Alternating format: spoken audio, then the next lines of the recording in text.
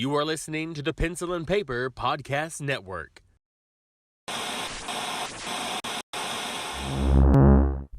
Welcome to the Palace of Mega Pencils.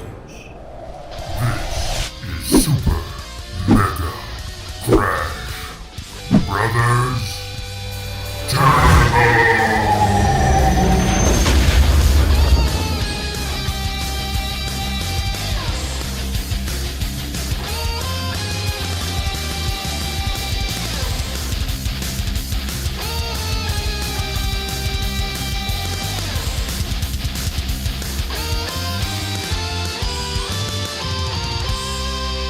Well, hello and welcome back to Super Mega Crash Brothers Turbo. I'm your host, Stephen White. With me, as always, is my co-host, Lacey Finley.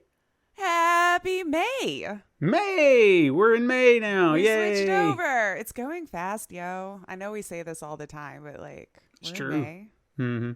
What? What's happening?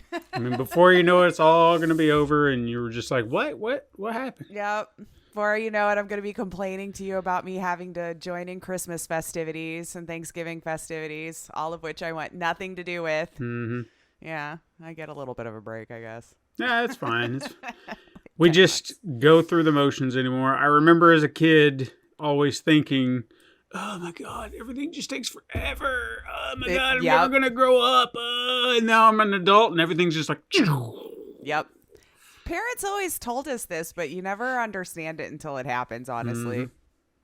I agree. Like, whatever. Because you have no frame of reference. There's no way for your little brain to understand what's going to happen, which is why we always thought we knew more than them. Yeah. Oh, yeah, for sure.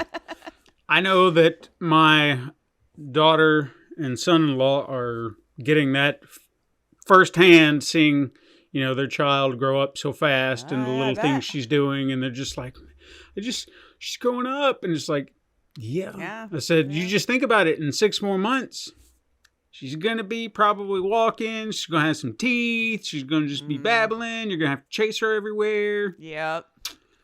And you're not allowed to tie them to things anymore. No. JK. You can't do that. You probably never were, but nobody said anything. Right. We actually got to have her over, spend the night for the first night over on Friday. Stay at Grandpa's house. Uh-huh. And they were a little concerned, obviously, because I think she had maybe had one instance prior to coming over that she'd ever been away from home. And this was I think it was the first or the week that they got married. She'd been staying away from home for a few nights. And by the night before the wedding, she was just not having it. I think it finally caught up to her and, I want mom. Yeah, babies don't understand how to communicate other than crying. So she broke down and cried. So they were nervous. They were concerned that it might happen again. And we said, well, we'll give it a shot, see what happens. And, y'all go do what you got to do and we'll take care of it. Don't worry about it. This is how the kid learns. You'll come back. Yeah. Hopefully. Well, she came over, they dropped her off. We did our thing, and it was a little late when they dropped her off anyway, so she was pretty much ready for bed. So we just kind of did our thing, got her ready for bed, laid her down, slept all night. Oh, good. Slept all night. She was a little coughy, she just had a little congestion and whatnot, but slept all night, no problem. I didn't sleep very well because I think my dad radar came back online where... gotta be alert, gotta be alert. Yeah. I was hearing things, or anytime she would rustle, my brain would just activate. It's like, she wake? No, okay, go back to sleep. No. Yeah. So it was just like that. So it wasn't her, it was me and that old hat, just worrying about your babies. Yeah. But she did great. She woke up the next morning, same thing, fed her. She even took another nap for a while. Look at that. Yeah. Slept like Getting a rock. Comfy around you. Oh yeah, she was fine. And even this morning we got a message from my daughter. She had taken a few pictures and sent over her smiling, which is like a highlight for me. Sure. I don't know what it is about her smile. Not to say that any of the other kids didn't have that too, growing up or anything, but for me, if I need a smile, if I just need to pick me up, I just look at her smile and I'm good. Because it's infectious, Yeah. But she's like, I don't. Cute, baby. she even said, she's like, I don't know what you guys did to my child, but if she has been so great from the last 2 weeks, and she's like, so I think I'm just gonna drop her off next time she starts having a breakdown.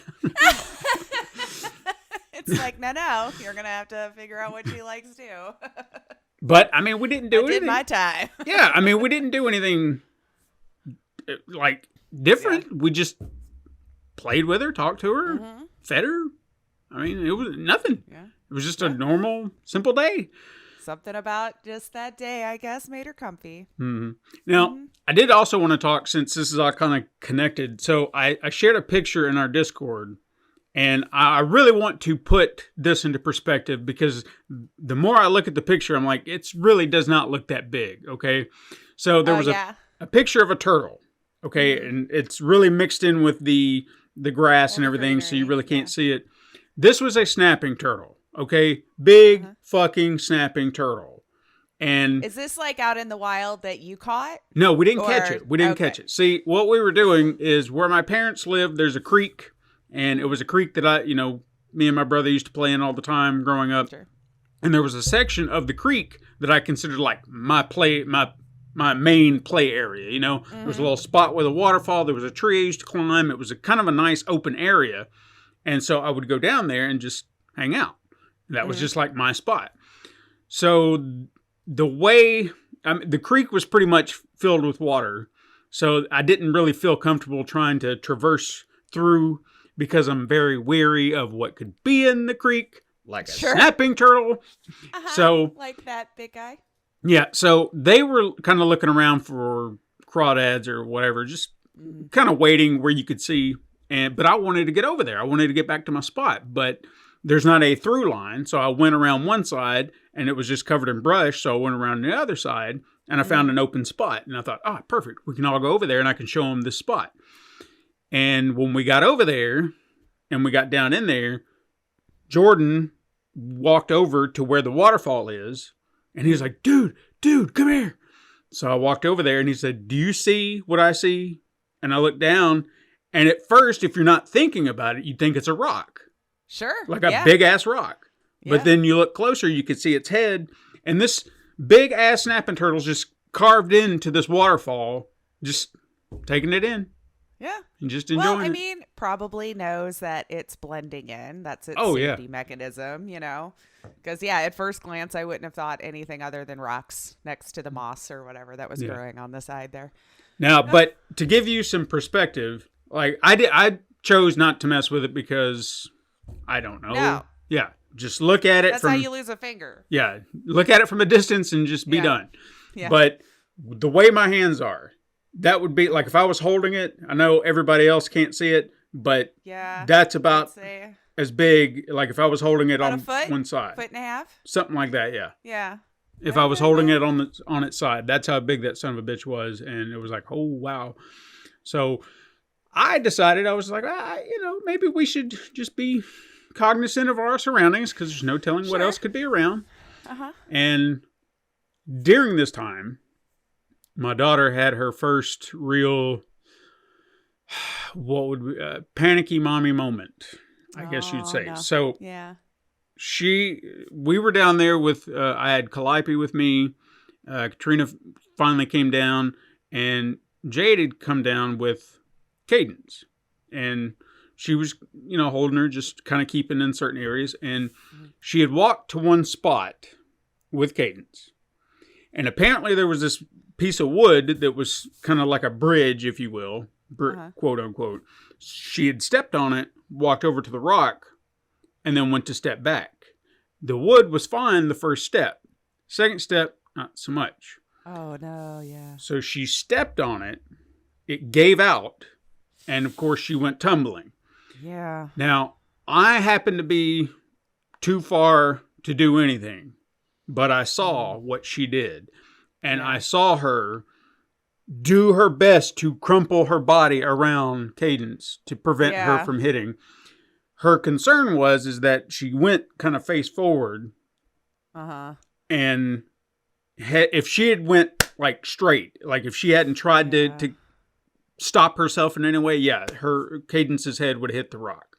But she did everything in her power. Yeah. Like, you could see her doing everything to slow that fall and keep her from getting hit.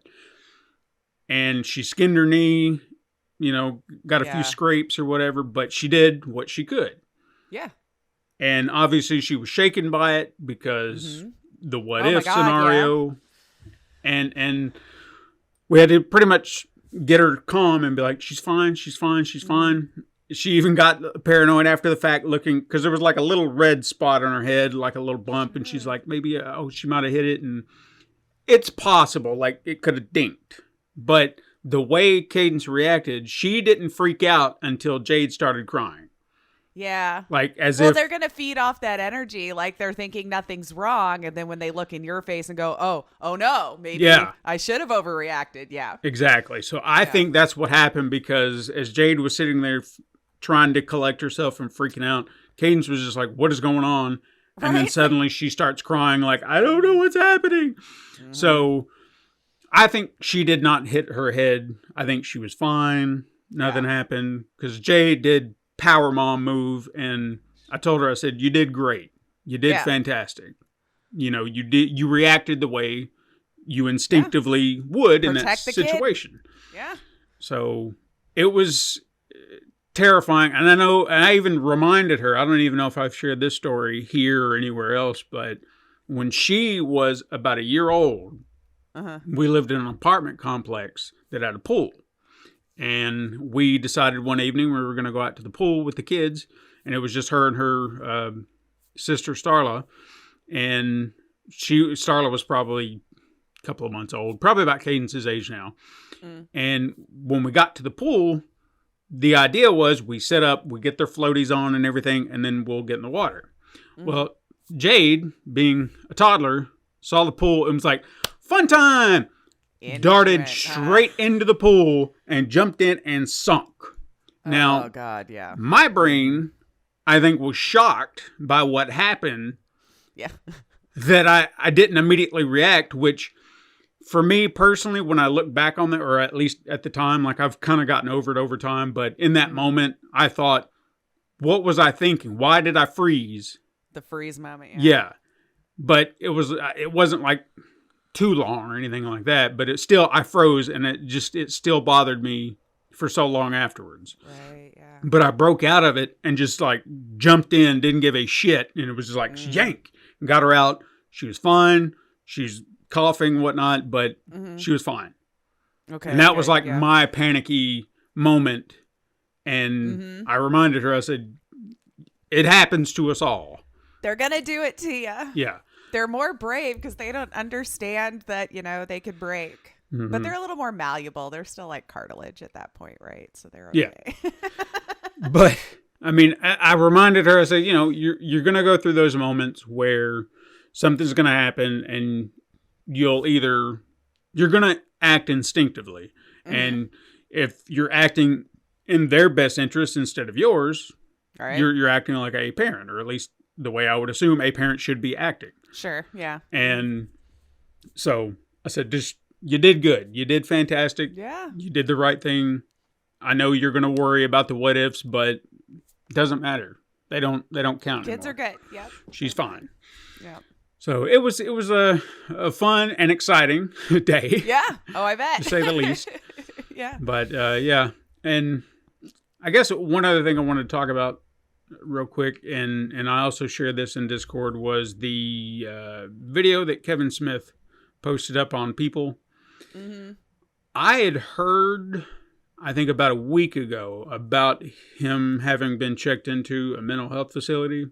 I didn't know for what. I didn't know. Yeah, it was just, it kind of caught me off guard, and I thought, what for? Because I don't follow celebrities all that closely, though. So he could have come and gone, and I would have had no clue.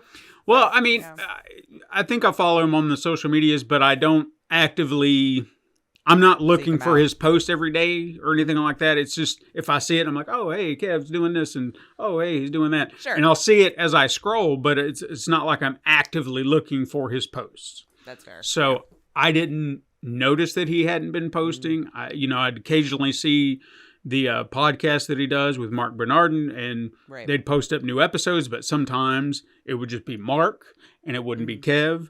So I thought, well, maybe he's busy doing something else, or I don't know. I don't know his life.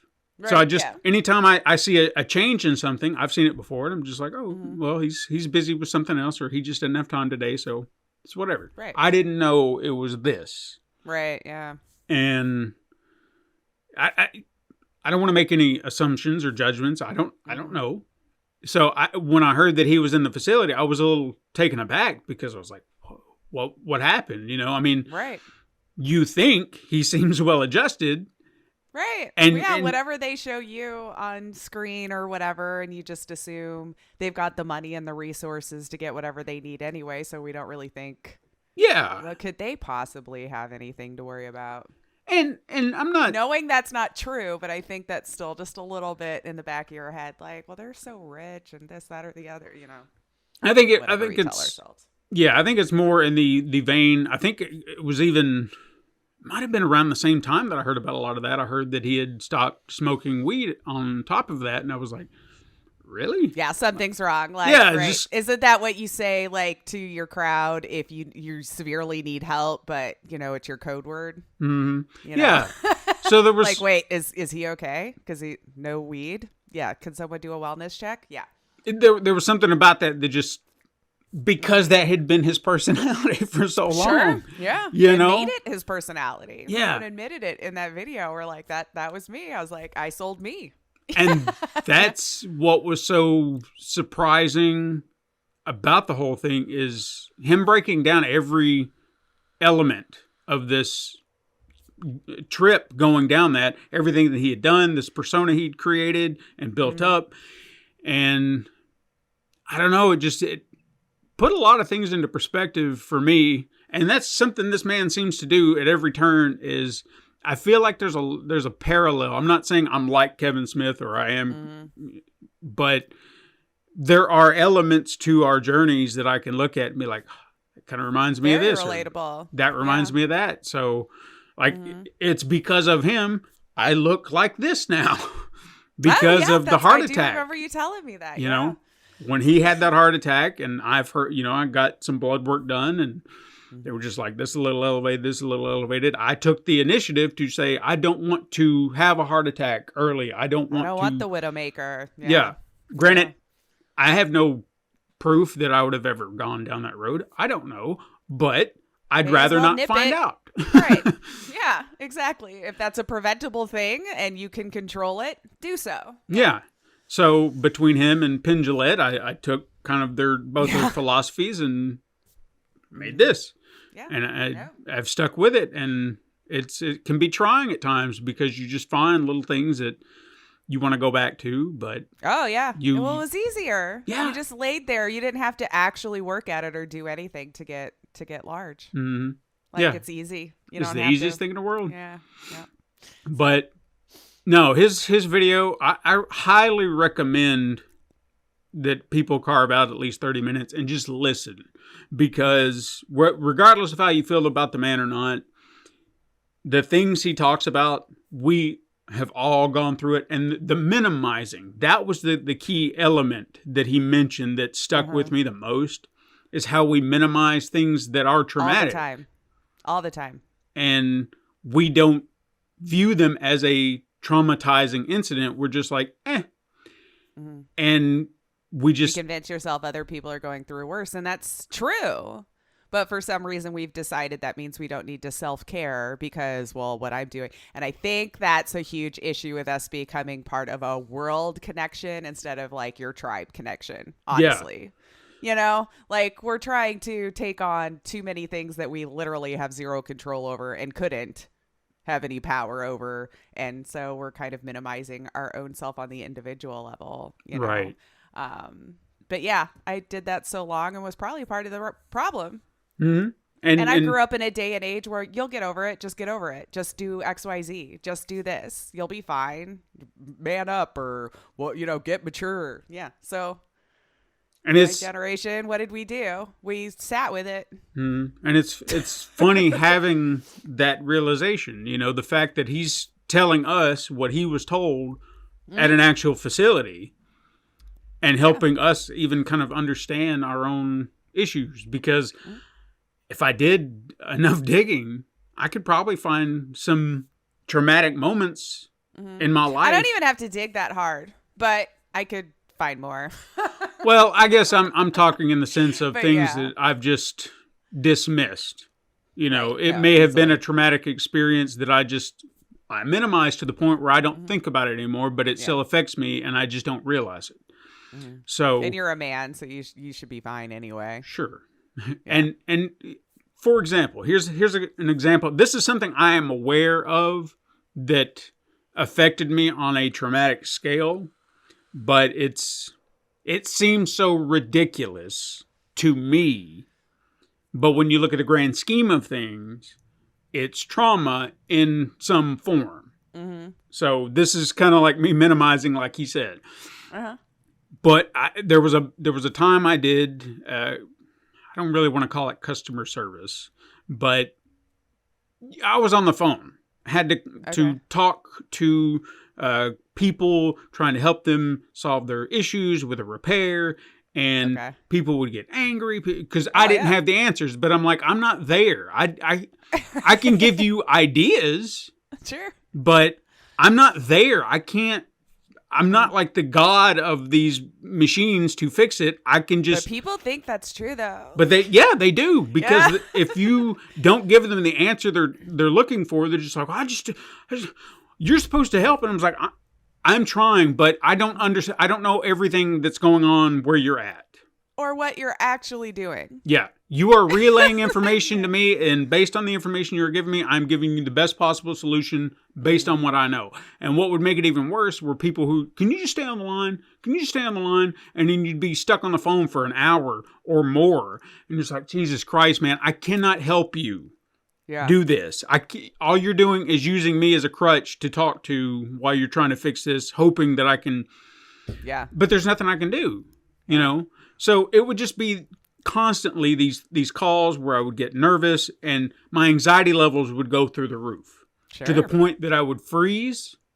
I didn't want to even answer calls. I would find excuses to walk away from my desk, anything, just to avoid it. And I was actively doing that until I kind of came to the realization I needed to get out of the department. I just needed to move. And like, this isn't mentally healthy for me at all. Because it was filtering into my home life. Like I would bring that anxiety home and then I would lash out at everybody at home. But you're not having that calm moment when you're driving home in traffic to like decompress. I thought corporations said that we need that back in our lives so you could have that separation. No? Yeah, not when you're driving down an interstate where people doing the speed limit is too slow.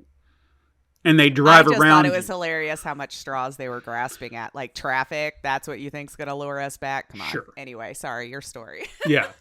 But it was that, I mean, there was even points where we had like a phone to take home to help after hours. And then that just made it even worse because then I couldn't escape it. You know what I mean? Oh, hell no. I'm not taking that home. Right. That was the other part that started to bother me, is it was like, now it's my week. Home? So now I have to sit at home and listen to someone bitch and complain that I'm not helping. So it was just constantly. Yeah. And then you have managers who don't understand what I'm going through. They just think I don't want to work. And then they start mocking me about it and treating me like garbage because I can't mentally understand it. There were even people trying to help me understand it, but that's not who I am. You know what I'm saying? Like they would say, well, here's my method. I just, do yada, yada, yada. I was like, but that's part of your personality. That's not part of my personality. I'm a helper. If someone calls me for help, I want to do everything I can to help.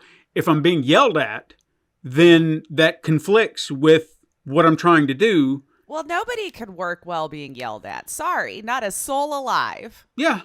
No, I don't believe it. Maybe you can do better at some people at being able to turn it off, but nobody's working their best when they're getting yelled at or berated or anything. No. But at the end of the day, what that did to me is I would refuse to answer my phone. People would call me wanting to talk about something and I just couldn't do it. Like I was just like, I can't talk. I don't want to talk. Text me whatever you got to say because I cannot be on the phone right now. Yeah. And I would actively avoid my phone. There was even a friend of mine who would keep me on the phone for extended periods of time because we don't see each other that often. We would just have these long conversations. Mm-hmm. And I started avoiding his calls, not because of him, but because of that. Yeah. Because I did not want to be on the phone. Right. And I hated... Oh, I feel that.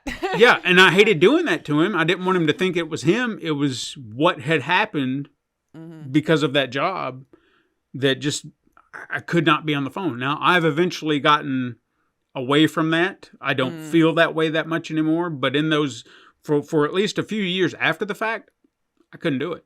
And even to some degree, if I feel like I'm going to be stuck on the phone for an extended period, I do get a little like... Come on, wrap it up. I got to go. I just don't want to do that. So, again, for me, I've minimized it. I would even tell you right now that it seems ridiculous. I can logic most of my stuff away, but you can't logic away trauma and depression as much as we try. Yeah. It's hard for me understanding, even after hearing what he said, that trauma is trauma. Yeah.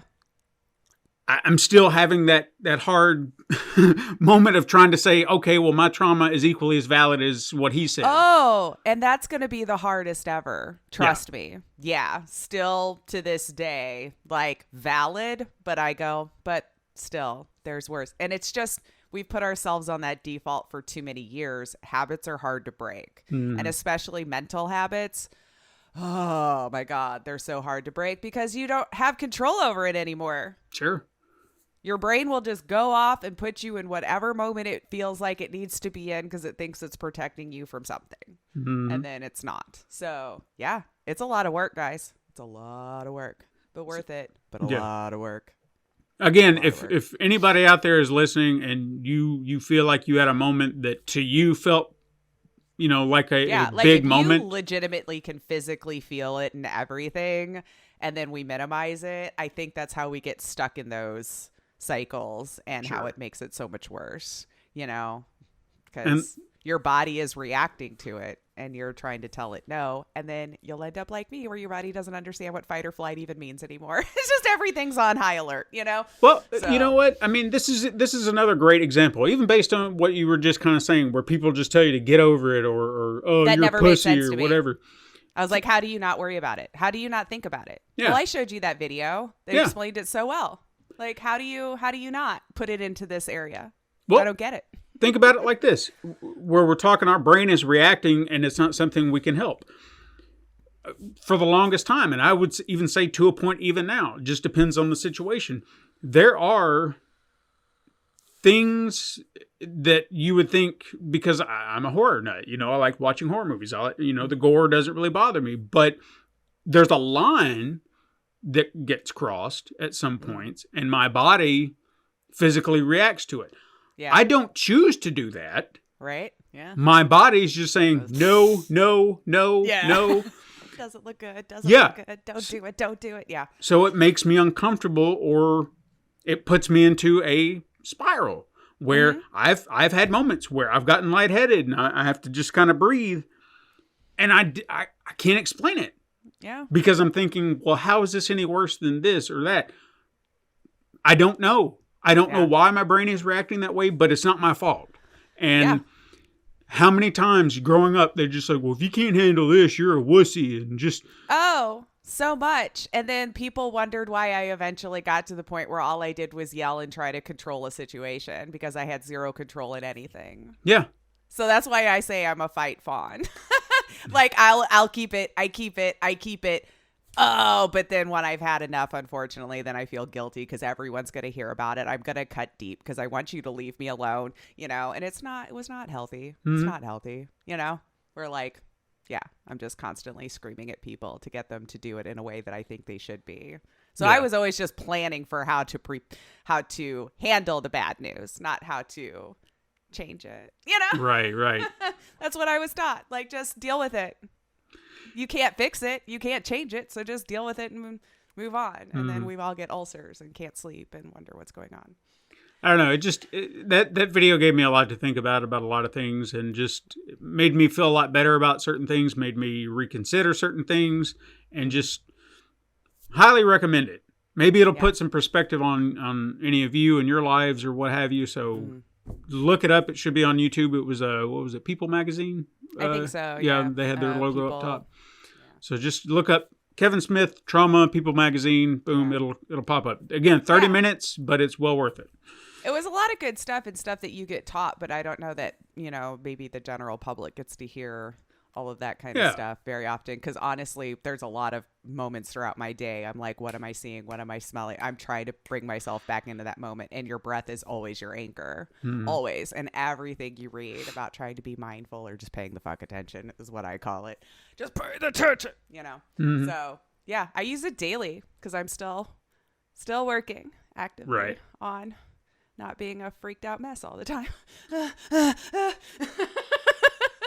And it made me really want to look into a proper therapist because I've done it once and they helped me put some things in perspective to a point. But then when they started saying, well, are you a religious person? Here's a Bible. And I was like, whoa.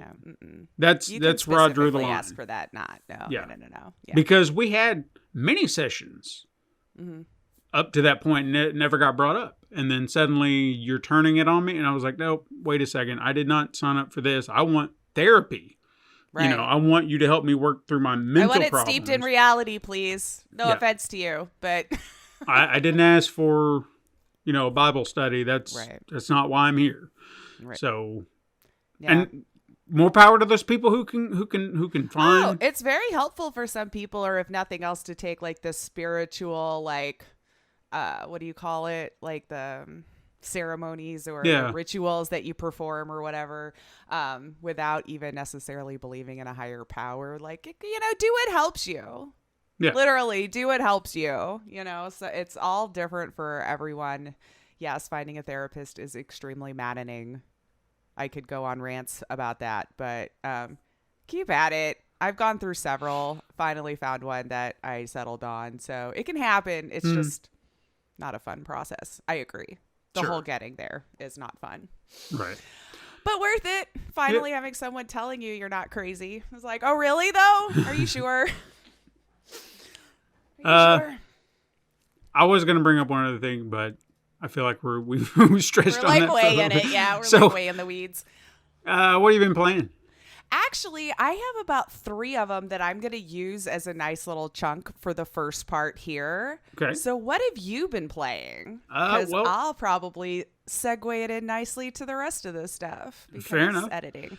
I did finish The Burning Shores and got all that. So if there's a little bit more that you want to explore, they added a few extra little things here and there that you can go find. I think there was one, I can't remember what they're called. They were littered all throughout the main map. It's like these... Is it a collectible? Yeah, it's kind of like these broken down buildings, and you can find these ornaments. I think that's what they were called. And then you can take them to a guy, and then he puts on a light show out in the middle of the desert and whatnot. It's a really neat kind of thing to find, but not. It's an optional collectible. And then there were a few others that you can find there. There was these very similar to another collectible you could get in the main map where. It's like a recording of somebody talking about something, and then you kind of get this vision of the old world in the sky, or I don't think it was in the sky on the main map, but here they actually have you fly with your bird and collect the target or whatever. So you can do all that stuff. And so I did want to bring this up, and I know I talked to you off mic, but I want to kind of pose it to everybody else. I'm not trying to judge immediately, but I saw that this DLC was getting review bombed because of the ending. And am I not the only one that kind of got a vibe from Aloy that she possibly preferred women over men? Because I kind of felt like that vibe was prevalent even in the first game. Okay, yeah. Because... I mean, maybe... Because, spoiler, at the end, the character that you've been following, that you've been helping in this DLC story, they have a moment. They give you the option where you can be romantic, thoughtful, or just rejectful. and I don't know how that plays out because I said, well, yeah, I've been getting this vibe from him, so sure, kiss her. Things feel nice. Let's do it. And that's what I did, and they kissed. And of course, the internet does the internet and just goes, oh, God, I can't believe she's gay. I'm going to review bomb this game because it makes me so mad. And I just get over it. Do better.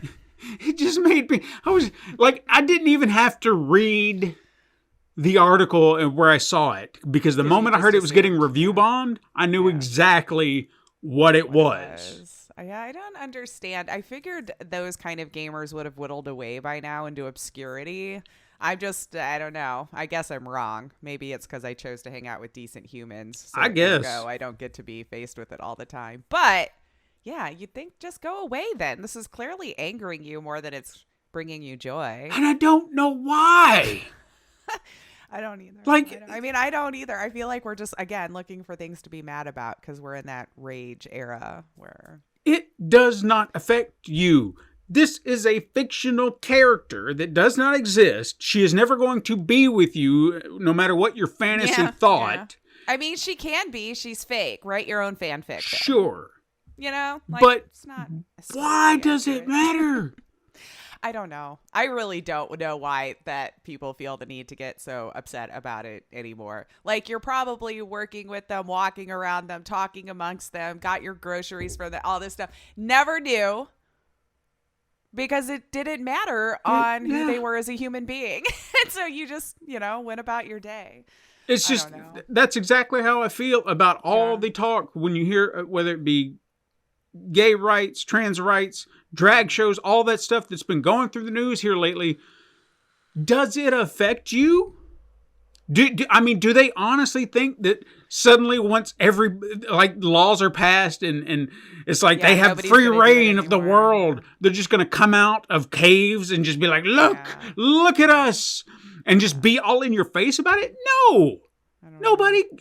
Like you said, they are living their lives right next to you. Yeah. You don't even know it. Your life will not change. Yeah. Well, most of them will say, well, I've been reading about, and no one has any personal experience to go, well, this is why, it's just whatever. Yeah. I don't understand. You're making yourself miserable. Yes. That's all it is. And I mean, living that way is no fun.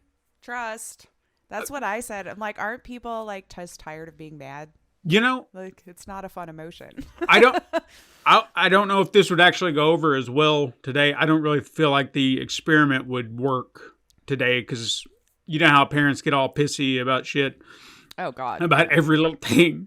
It's like, how got dare a helicopter you? Parent. How dare my child have any despair? Yeah, how dare you teach my kids values? So Katrina showed me this old video that she found, I think it was on TikTok, and it was a teacher, I think it was, I'm just spitballing, 70s, maybe 60s, 70s, somewhere in there, just based on the look of everybody in their clothes. Yeah.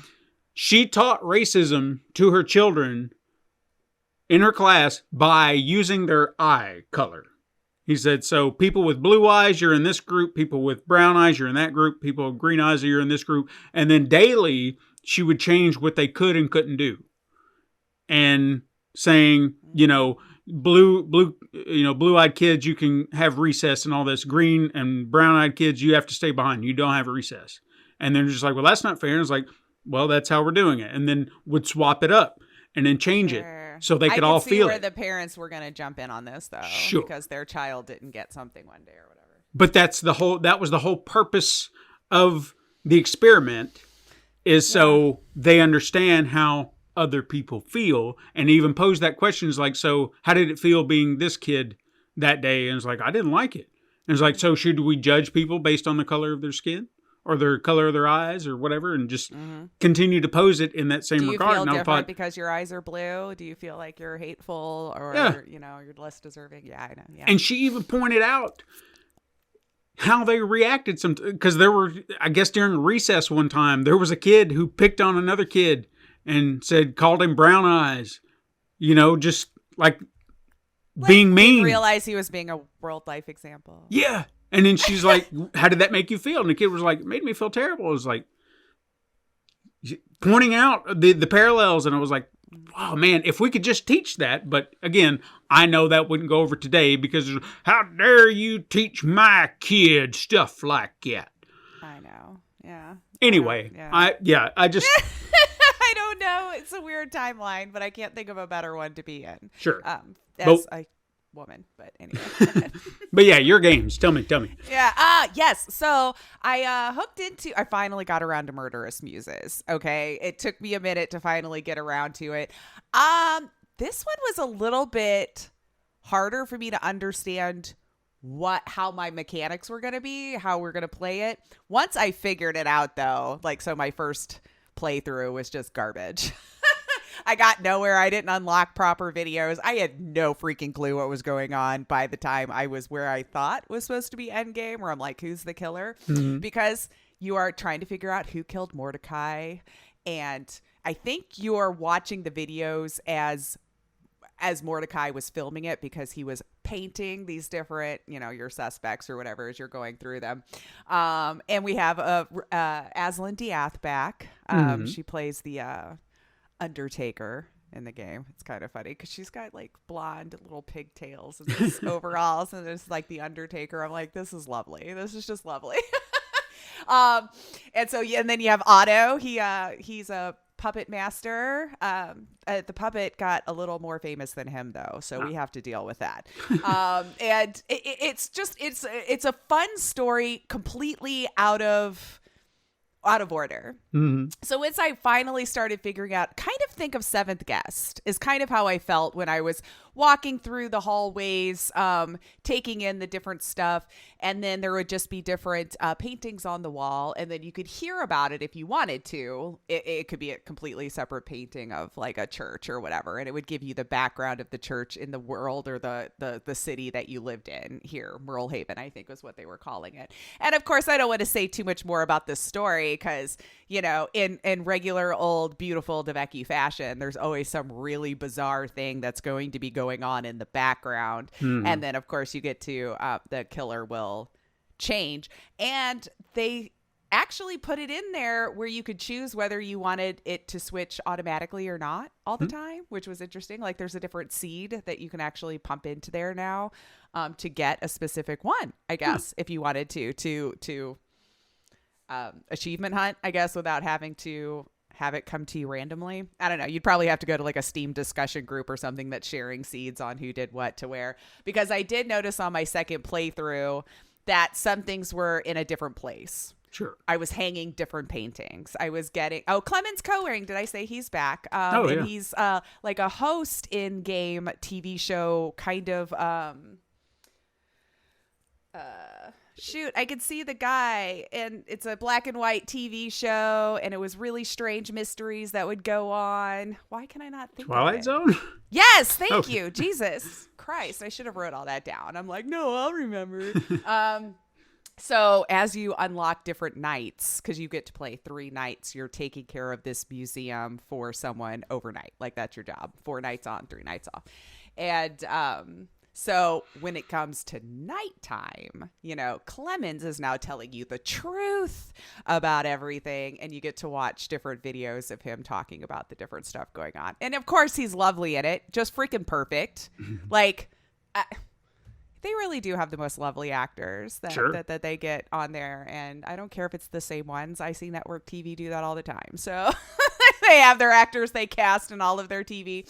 I recommend it. I loved it because you actually were getting to see it as on the painting. So as you're going through the museum, there's different placards with different words everywhere. Mm-hmm. And so as you're collecting the paintings of the main 6, let's put it that way, of your main 6, you only could see maybe 6 videos per night with said person that you've got. Mm-hmm. So if you're paying attention and keep moving and looking around before you start slapping paintings on the wall and hitting the thing to hear the thing about it, maybe just go look around so you could figure out when you should be watching the videos, which words maybe you need to be listening to in what order, which is how I screwed up the first one. I slapped it on the wall. I rolled through them all. Mm. and then wondered when I got to this one section why I couldn't unlock any of the things. And I was just like, oh, I think I see what I was supposed to do now. I just walked in the room, slapped it on the wall, kept watching, thinking I'm not paying any freaking attention to the rest of the room. So don't be like me, or be like me. That's how you learn to play, I guess, right? Sure. Because I didn't look any helps up. But I recommend it. At first I wasn't sure, but then now as I figured out how to play and was actually being able to watch the videos in the way that seed intended for me to, interesting, always weird, lots of different things going on in the background. Another good Deveki. How can you go wrong? So if you like F&Bs, I recommend Deveki, Murderous Muses. A couple weeks ago, I think it came out. So go check it out. I heard some people were saying this was their hardest yet. I disagree. Really? I disagree. I really do. And I don't know where I was, and again, to each their own. Everyone's a little different. But maybe they were thinking it was the hardest because of the same thing that I did. Like just wasn't really paying attention and throwing things on the wall. But once I got to a certain area and kind of saw what was set up, that's when I knew the error of my ways, tried to fix it, but I didn't have enough eyes, or the little gems that you can put on there to watch more videos. So I was like, well, this playthrough is just going to be how this is. And I'm just going to guess at the end because I've not seen enough of anything to make sense of what's going on. But again, I recommend it. So another one that I tried, though, is from Square Enix. They dropped a free demo of their AI tech in a game called Portopia Serial Murder Case. So I was like, hey, I want to check this out. It's a free demo. Let's see. It's claiming that, it uses a natural language processing, which is like the PC tech that processes the language humans would use daily. It states that it has a really deep learning, using large-scale language data has enabled the AI to understand the complex sentences and generate sentences that look like written by humans. So I was like, off I went. Let's see how this game works, right? So sheer volume of time it took to load, I'm already going to be like, yo, I have a pretty good PC and this was taking too long. But you're faced with choosing English or Japanese for right now. Obviously, I went English, so off I went. So the very first time I'm prompted to type words, you don't choose anything, you are typing words, right? And it was, I'm guessing, the cop that you'd be working with, or investigator, or whomever you want to call this gentleman who's speaking there. And he kind of does a rundown of a little bit of what happened and things that he can do, which is search the crime scene, question witnesses, however, he articulated it. So the first thing I said was, hello.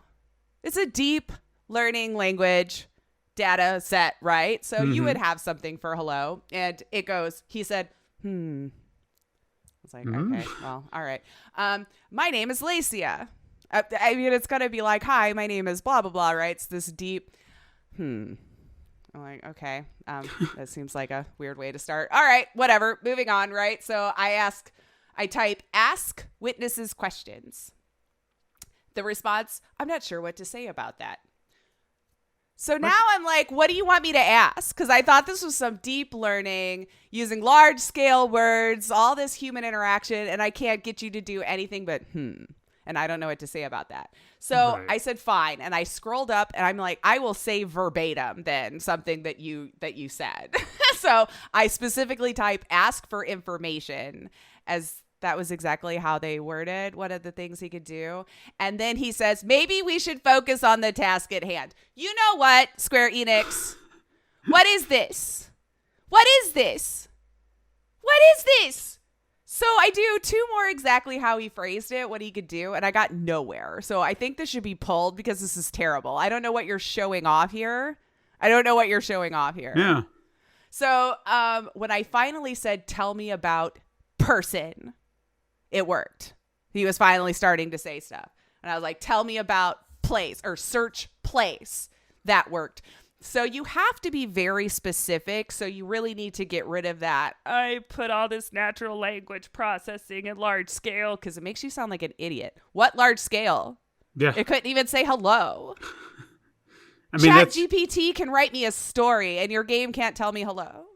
Yeah, that seems like the most basic function it should be able to do. Indie games at least will have cute quips or something, just whatever. Okay, so no clue what it was showing off. I've seen this tech before and done way, way better.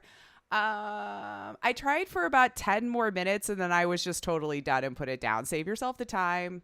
Leave this out. Unless you want to hate play, you can do that. But I literally got nowhere. So also, okay, this one I think you're going to like too. So hear me out. Okay, so I'm doing my normal what's in the news this week. And I came across an edutainment horror game titled Amanda the Adventurer. Now, it looks kind of like Dora the Explorer kind of setup. But as I was continued reading the article describing what the game was, they also said they got seventh guest vibes along with "Don't hug me, I'm scared." Then I went, oh, Steven, I'm going to have to tell him on this one. Sure. If you guys don't know "Don't Hug Me, I'm Scared" on YouTube, look it up, but be prepared. It's freaking weird. It's not going to make sense. You're going to have your mouth open the whole time going, I don't. And then that's pretty much it. But anyway, so I knew you and I might both want to look into this. So there was a demo. So at least you can play a demo if you want. So heck yes. The game's only $9 either way, guys. Okay. So just as I'm saying, you're in an attic. A few things that you can interact with. You see like a kid's toy, a doll, of course, because that's creepy AF. Easy bake oven type situation here. So, and then you go over to your old tube TV that's got the VCR, attached underneath it. And there's a VHS tape on the side that you pop in. Now, it is a kid's show with a lamb friend named Wooly on how to make a pie. So it's kind of like just exactly like where they take those breaks in between. What's your favorite pie? And they just sit there and stare at you. Yeah. Ooh, that sounds delicious. Like how a kid's thing would do. So then you're like, okay, this is kind of cute. It's in that style. Ask the question, you answer. And then she asks, what can we use to cut the apples with? Now it's a prompt for you to type it in. Oh. So I type knife. Correct. We should use the knife. And Willie's like, I don't think we should do that on our own without a parent. And she tells us that she doesn't know where her parents are. And then you're like, well, this is just going in this weird, bizarre thing. And then she just proceeds to tell you how to make your pie. And then when you turn around, the oven's just in the middle there. And now you need to follow these instructions. The demo's like 10 minutes total. So I think anyone can pull together 10 minutes of their time and see one of the endings. I threw $9 at it because after I played the demo, I'm like, yeah, I want to see the rest of this tomfoolery and nonsense. And so I think I played for about 2 hours and got through a few of the scenarios. It's definitely more of a puzzler. You can choose wrong. It gets even more weird and creepy. So if you guys want like a bizarre, creepy little game that's like $9 and would support an indie team that just came out on April 25th, go check it out. Amanda the Adventurer. I think you would like it, Steven. All right. I'm gonna put a pin in that because I definitely want to check it out. $9, come on, $9. And then let's see here. This one I was actually going to play a little bit more, and then I ended up stopping because I had other things to do, so I apologize. But I had found one called Shadow of Doubt. And it's a detective sim kind of like game, but it kind of regenerates the different cityscapes and everything. It's still in early access, so that's why I wanted to check it out to see what its core thing was going to be. And it's kind of an open world. I broke into someone's house. I'm trying to find evidence of something that, I'm investigating. And but you still have to escape. Like you can get caught by cameras. I didn't figure out how to turn it off. Like they say I could mess with the camera because I walked into the room or into the apartment complex because I'm supposed to be looking for, I don't know, XYZ in dude's house. And so I see the camera, I see the door. I'm like, well, I probably want to get rid of that camera, right? So I'm not getting caught. And then it would tell me to jump. And so I would jump and try to hit the button at the camera and nothing was happening. So I was like, well, I have a key. I'm just going to go in and what's the worst that could happen? You know, like I have a key. The camera's just going to see a person putting in a key, right? Like, what's strange about that? I guess it still didn't like it. But I shut the door. I kept hunkered. I looked around for all this stuff. I think this could be a really good time if I had more time to sit down and flesh out the idea. Because with it being a little bit more procedurally generated, you could set up just one-off missions that you could do if you wanted to just kind of create your own. The city seems fairly big for what it is, and the graphics were interesting. Kind of think of it like Minecraft. Okay. Or even kind of like Family Man, if you remember that indie game from a couple years back where it was like the block figures and everything looked so cutesy and kids like, but like the tones were a little bit more, you know. I guess we like doing that. But yeah, you're just a private eye that makes a living working out of your apartment and chasing down leads. And it's like a rain-soaked noir background kind of thing. I don't know. All of it sounded really cool. I want to check out more of it. So if you're into like those investigative crime drama type sim games, I think you might actually really dig it. I just want to play it a little bit more to get a better idea. But I thought I'd have more time with it. But those were the games I played. And since it was some cute indie ones, I wanted to throw it out there because I love me some indie games. And they're all so weird and I love it. And none of these are more than like $15. So go check it out. They're good stuff. Anywho. Definitely want to check out that one. Just looking at it, I'm just like, oh yeah, okay. And then just like on the surface level, I don't think I would have, like if I had just looked it up or if it had come across and I just saw that icon, it'd have been like, okay, that's a kid's game. Wouldn't thought nothing about it. But now not having that context, I'm just like, okay, you got me. Yep. And I've already gotten a couple of endings, if you will. So it's one of those. And yeah, Amanda the Adventurer. It's so bizarre and weird and out there. And yeah, I love it. I need to finish it still. But anyway, some news.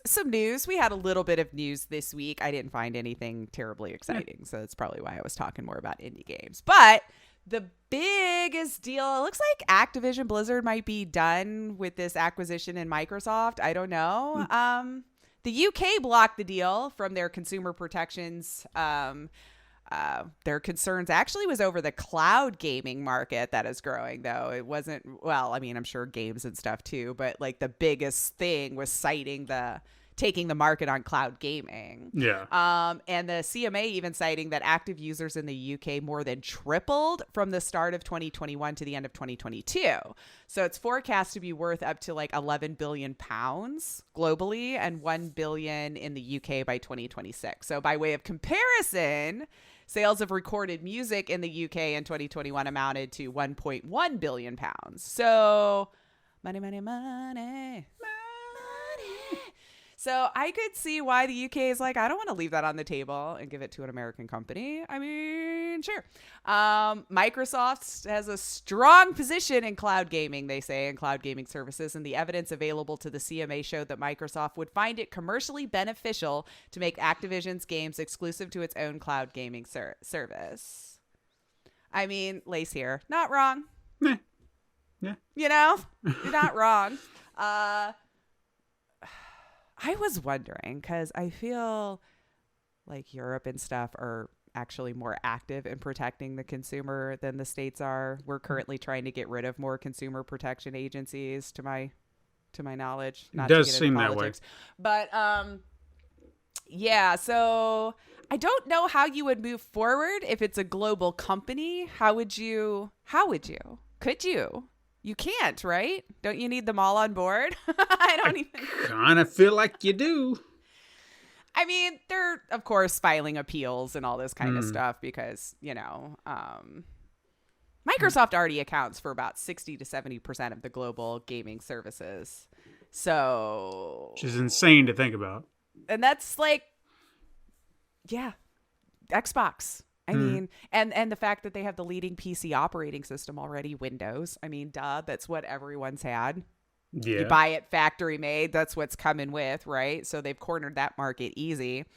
So it just sounds like they don't want to lock themselves out of future opportunities. I don't blame them, really. No. I mean, Azure is one of the biggest cloud services that Microsoft has, which seems to be the other real sticking point here. Since that's their official cloud service, it seems like the FTC is also filing lawsuits to block the deal. So Outlook isn't really looking good in Microsoft's favor right now. But maybe it's just because, UK did it and they're like, well, okay. If they're gonna, I guess we could pretend to care about ours too. I suppose. Yeah. So, of course, Microsoft president Brad Smith had to whine that they should reconsider their position and that this is Microsoft's darkest day in 4 decades in Britain. Oh. Microsoft's darkest day. Their darkest day. If this is your darkest day, dude, shoo. That's why I love rich people whining. Anyway, I shouldn't say that. Trauma's trauma, right? That's true. I'm sorry. We minimized. Sorry that happened to you, Brad. Appeals are being filed, so this isn't over, with Microsoft. They have the money to keep throwing at the problem, I guess. So, but again, you're laying people off. Whatever, I digress. Keep throwing money at this problem and not, at the humans making the good products for you. What do I know? I'm just living in your world. But reading on this week, there's more upsetting news, Steven. Because it seems Microsoft could still be out billions even if it falls through. Losing the merger is confirmed from Bobby Kotick that his company would still receive $3 billion in breakup fee if the deal would not go through. So I'm reading this and I'm like, oh, wow. Bobby gets money either way. What the is this world? Yeah. How is he still getting I'm still mad. I was so mad to read this. I was like, this can't be true. I'm reading it so the asshole wins. Okay. If it were to get done by the end of the year, I think we'll be sitting on something like $18 billion of cash, he says in an interview. Fuck that guy. I can't make it make sense. No, it doesn't make sense. And knowing that he's just going to come out unscathed on top doesn't matter. I'm so frustrated with this whole thing. Yeah. You wonder why people have such so many problems with these type of people and corporations. It's shit like this. We know what they've done. We know the terrible shit they have inflicted on other people. And who's going to come out on top? Them. Yeah. The people doing all of the problems. And we'll just and they're still doing layoffs. I just can't. Fucking A. In other words, Activision Blizzard is still looking out for its shareholders above all else. So we knew this already. My God, you would think that you could at least lie to the public at this point then. I guess you tried and then employees were like, screw you. ABK. So I don't know. They're all quitting too, their employees. So maybe it's all starting to make sense. I don't know. They're all got enough. They've had enough. Oh God. Anyway. All right. So let's move on to another garbage thing that happened this week. PC ports. Can I ask you a question? Okay. Do you feel like we're living in the day and age of developers going, I don't know how to make games for PCs anymore? I don't think we should. I think this is a very common thing nowadays. Star Wars Jedi Survivor. It's been getting some mixed reviews. It is a rarity by today's standards that, it's an entirely single player game. No microtransactions. All done in about 3-ish years, which I guess considering, it seems it should have had a little bit more time in the oven because while people are loving the story and performance issues are crap, and especially on PC. This is why I hesitated because that was the problem with the first game. People fucking learn. This is what not plagued day one. No, because even I played it for the first time after, a long time after it had been out, and it was still plagued with bugs and performance issues. That's why I was not buying that day one because I knew it was gonna happen again. They just don't seem to give a crap anymore. I don't know. Get your shit together, AAA, because Jesus fucking Christ. My indies don't run like crap. Yeah. They're using Unreal engines and stuff like that too. Like nowadays.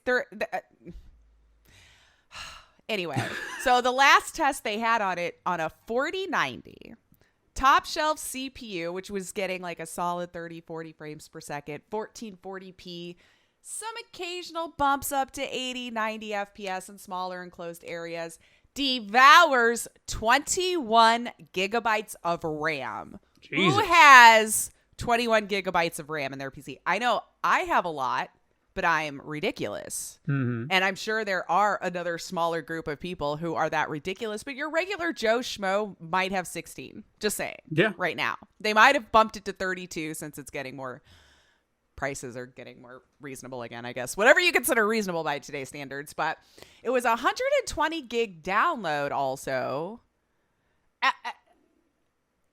Do we not compress anything anymore either? Because I'm starting to be like, is it just who can make the bigger game? Because the download side, imagine you're in like BFE 16 megabits. You're still downloading that shit. Yeah. For days. Didn't they say the consoles had like a big chunk they had to download? So even even if you had the disc version, you still can't play it. They never sent you a full game. That's the problem with AAA. You take that disc home. That's not the full game anymore. They know they're going to push it to you day one patch. And that's ridiculous because how can people play the game? So what if your internet goes down but you have a disc but you can't play it because you don't have, that's fucking ridiculous. It is. No, I agree with you. But that's the problem with today's AAA companies is nobody's finishing the games before they push it out anymore. Hmm. They know you'll just be okay with being patched or whatever. And maybe you're not, but people still buy them anyway, which lets them know that it's fine. So they're okay with tainting your first impression of a game to just get it out the door and patch it later. And every day the news comes out, my decision to quit buying AAA just keeps getting reinforced more and more and more. Mm-hmm. And then to make matters worse, it has de novo. So how are you supposed to play this game on PC at all? Broken audio stutters. I was watching someone play it. My God, how the audio would freeze. Like trying to start itself over and over and over again. And then never mind the loading screen and galaxy map for some people's when you have all of that crap that's supposed to render. Like you're going to be there for days. Consoles haven't had nearly the same amount of issues, at least. I've been reading people have been able to play it fine. Yeah, there is still some issues, but I guess not enough to take them out of the game. But there is a game-breaking bug that someone did put up, which I feel probably worth a mention. I guess there's a section where you'll have to explore the far reaches of the Outer Rim to the sub-levels of Coruscant. So if they want to survive, obviously. Sure. So once you complete the chamber and exit, there's like a nearby elevator. The player suggested that found this bug going immediately to save at a nearby meditation site. Mm-hmm. If you don't and die, Cantaloupe warns that you'll be sent back inside the chamber where fast travel is disabled. The elevator will no longer open, forcing you to just restart the whole game because that's where your character lives now. Oh, okay. Yeah. Why are PC ports so awful anymore? I feel like the last couple of years, nobody can get their shit together with a PC port. So do they seem to think that there's something they need to do differently? Or maybe they just don't care because they think, well, everyone's going to play it on this port or that port. And I mean, I don't know if they think maybe just people aren't playing as much on PC, which I don't know if that's the case. I would have to try to do some digging and really grab some stats on, where more hours are being spent gaming these days. And I understand PC ports are harder. I get it. Everyone's innards in their PC can greatly differ from one to the next. Brands will greatly differ, AMD to NVIDIA to this size GPU to that size GPU, how much RAM this one has to that. So I get that it's a little bit harder, but this bad just seems like either no testing was done or no listening to the testers was done. Yeah. Like this is on a 4090 GPU and it's that bad. What's a better consumer on the product GPU right now. Yeah, to my understanding, that's kind of our gold standard at the moment. I mean, I know we're going to keep topping it. And maybe by the time this even comes out, at the time of something bigger would have come out. But I'm just saying, like, you put de novo in it. You got all this garbage going on. I know it's EA for one, too. Mm-hmm. So I don't know. I don't get it, is my opinion. Personal opinion. Don't get it on PC. Wait a very long time till it's on sale, or just pirate it because you're going to get the better version of that game anyway because it won't have de novo and it'll run a little bit better. So pirates have a better copy of the game than you did paying money. Just saying. And they wonder why people continue to pirate. Yeah. It's because of shit like this. Mm-hmm. Yeah. I mean, yeah. I'm sure it's to screw you over a little bit, but I mean, Jesus Christ. Mm-hmm.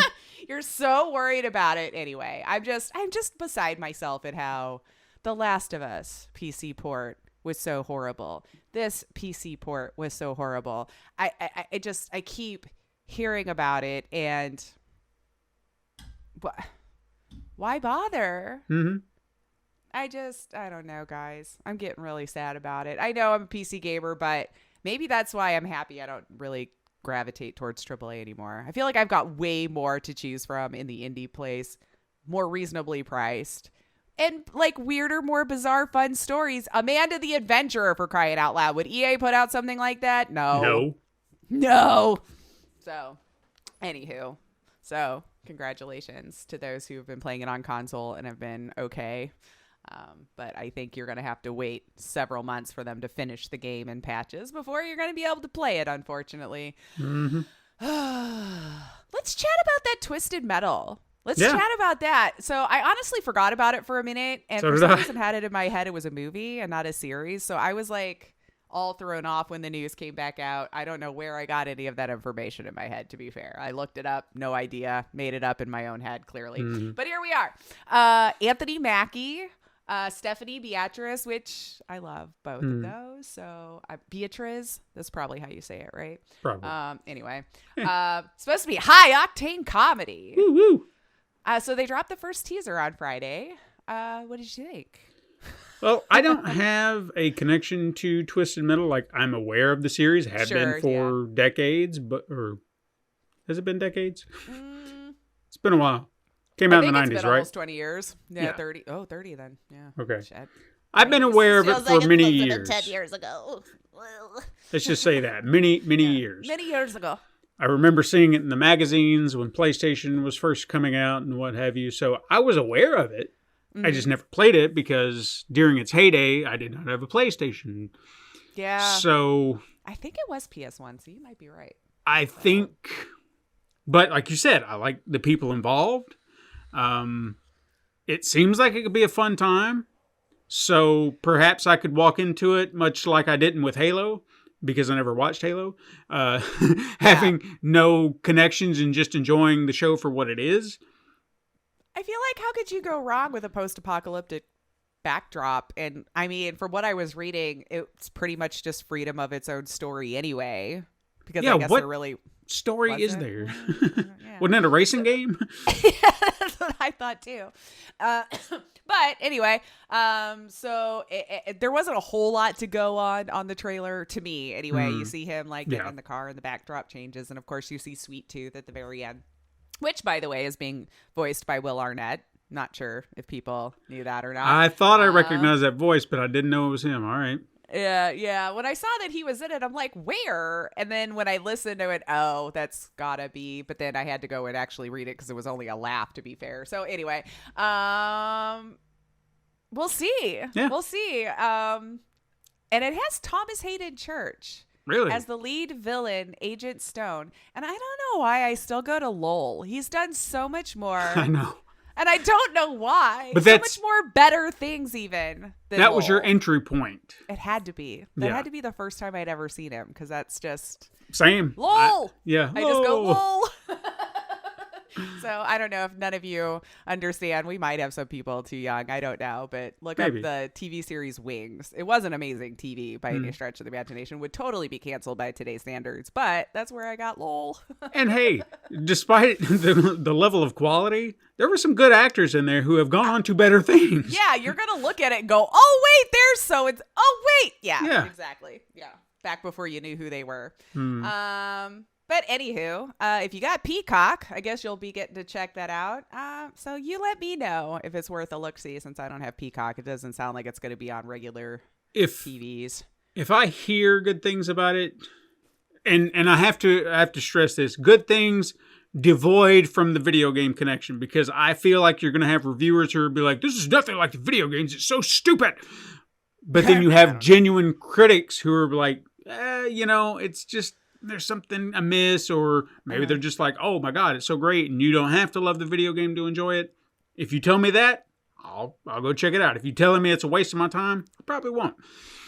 I feel like this would not have to hinge on you playing the series. I can't imagine, yeah. Because it does. When I was reading about it, it sounds like they just made up their own story in the Twisted Metal universe. So I don't know. Yeah, I feel like I'm going to try to, if I even have the opportunity to. Peacock's going to have to come out with a lot more stuff to lure me in still. I forgot where I was going with that, but either way, I probably won't see it. Yeah, I would have gone into it going, what is this show on its own? Mm-hmm. Like I would have had no preconceived notions about where I think it was supposed to go. So that is, I think, the only way you'd enjoy this. Right. Sure. I get it. Personally, Speaking of Peacock, since you brought it up, I wanted to kind of add to the interest that I have in that other show that I mentioned, Mrs. Davis, that I mentioned last week about the nun and the artificial intelligence or what have you. Mm-hmm. Still haven't watched it. I finally saw a commercial for it, by the way. But yes, go ahead. I saw an article that I casually skimmed because I didn't want them to be like, well, in the latest episode, this happened. And I'm like, I just want to kind of still go in clean. But the writers mentioned that they actually utilized AI to write some of the AI reactions of the program within the show, so it's genuine on how it would respond. And I thought, wow, that's interesting. I'm telling you, we have the tech for Mithrigan. It exists. It's 100% there. I mean, I think maybe we'd all be too creeped out by dolls anymore, but we have that tech. I'm telling you guys, it's going fast. We can do it. Anyway, yeah, so. Okay, this is a little cool, but maybe just for me. I don't know. It's just kind of a little quicket that I put in. I'm on the beta side of Steam, so I can see all the new stuff that they do for their UI and everything. So they had an update that introduces some new cool features that I was playing around with the other day. You can have your own in-game to-do list thing. Now, you're probably going, why? You probably have sticky notes. I use more than one monitor. What the hell? Why would you even need that in-game? Well, I'll tell you why. Not all games have windowless bordered to start. So if you're trying to go to your other monitor, either the game has completely stolen your mouse and you can't go over there, or if you shut it down, it's like, with the black going out and all this kind of stuff. And it's a pain in the butt to have to toggle back and forth, okay? Most games still have them, but I'm just saying. So as I was playing, Murderous Muses last night, I was going to use that as, let's test out the little notebooky thing. Very easy to pin. And when I was writing down where I needed to be watching what things, I'm trying to not spoil it if anybody wants to. It came in a lot handy because I noticed I was keep running back and forth because my brain will hold on to something for about 10 seconds. So I'd get all the way over there. I'm saying it. I forgot. How did I forget? I was just saying, what was I even doing? That's how my brain usually goes throughout the day. So I put up that little note. I wrote it down. It was beautiful. And you can change the transparency for how much, intrusive that it is on the screen. And you can also watch a video on the same one, which I don't know why you'd play the video game and watch like YouTube or something, but it's there. It's there. I'm sure there is an actual feature for it because Steam's usually pretty smart. And so I'm sure someone's using it for something. Right. I mean, they do kind of have the UI kind of nailed, I think. Anyway, so it's a new toolbar that you have available at the bottom of the overlay. So it made navigating it really easy. I don't know. I kind of thought it was cool. It also had a section to show you your achievements right there without having to get out of the game. in progress for the current state, which friends are playing. If you care about that, I keep myself offline all the time. News, things like that you wanted to get out of there. But yeah, I used the crap out of that notes app. I really liked it. So if you're like one of those who likes to check up on your progress for, quests and things like that, this will be a nice little easy way to check it out without having to close everything down. So I just thought it was neat. Neat tech is neat. And then my last thing, we should laugh at this person who spent $400,000 on a Counter-Strike skin for their gun. Kiss my ass. What is exactly right? So we had the announcement of Counter-Strike 2, right? Limited beta right now if you wanted to play, coming out this summer, blah, blah, blah. So we found out some of the CSGO skins market could be actually transposed over into the new game. And so there was this AK-47 skin that had become, I don't know, the most expensive gun in CSGO. Probably video game history at this point. I don't know. But the skin is a minimal wear Strat Track Tier 1 case hardened. I don't know how to describe like what it looks like. I'm looking at it, but has a blue gem pattern. Bluest. If I guess this right here is talking about like the ranking of gun, because it says is the bluest blue gem one can get. So I'm imagining if your blue gems are your hot item in CSGO to get, this is the bluest. But I don't know. I just thought it was hilarious. There was a bunch of like stickers. It looks like that, if you had it, you would have placed the stickers on it. The stickers were valued at like $60,000. I don't understand life. I don't understand this stuff at all. I don't know. I guess you could just like make it. I don't know. Like I'm looking at it. I kept flipping through. I'm like, you're talking about a real gun, right? Like you're talking about a real gun, right? And I had to keep because I'm like, no, I'm misunderstanding this. I was not allowing myself to think I understood it. I don't know. So I don't know, dude. I should be selling game skins, I guess. Like perhaps $400,000 you're willing to spend on this? I don't know, man. That's insane. Just can't get over it. I keep reading it. I'm like it's not even like an NFT, which I think is finally dying, thank God. But $400,000 this person spent on a CSGO skin to 2 from 1. I don't know. I just thought we had to point and go, what? Yeah. Who's got that kind of FU money? Is that the Not person me. review bombing Horizon Zero Dawn? Could be. Yep. It's got too much time on their hands. Yeah, that's all I got for you. What you got for us? Well, I've got a little something. Yeah.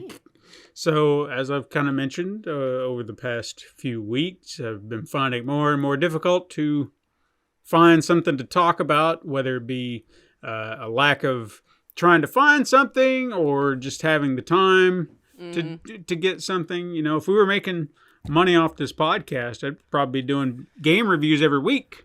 Right. Because I even thought about, hey, Jedi Survivor. But as I mentioned before, I'm not paying money for a broken game, and I knew it was going to be broken. Furthermore, it released on Friday.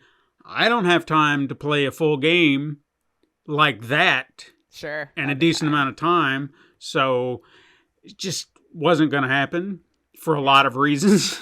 Right. Yeah. Mainly the broken thing. But, just again, I'm not going to have time. Yeah. So I kept searching, trying to find something, maybe like an old game. Maybe I could find a history piece that I hadn't seen, before. Maybe another Scandal, because those are always fun. Those are fun. But then when I got to Scandal, something clicked. Because there's a topic that I've wanted to cover for some time. And it's a topic that, while fairly recent in the grand scope of things, it never seems to be a large topic of discussion. Okay. And maybe for good reason. But maybe there's more to this than we suspect. Okay. So. Curious. What am I talking about, you ask? Because I hear people ask every time out there in the podcasting space. I'm talking about a game developer with a very particular set of skills. A game developer who has garnered a specific kind of reputation since their very first game release in 2017. A game developer who is a mystery wrapped in an enigma, smothered in controversy. A game developer who meets the bare... Oh my God, there's like 3 that come to mind right now, but go ahead, keep going. A game developer who meets the bare minimum requirements to be called a game developer. I am talking about, of course, the man behind LGS Games Productions. Sink that in. LGS Games Productions. LGS Games Productions. See the problem there? LGS.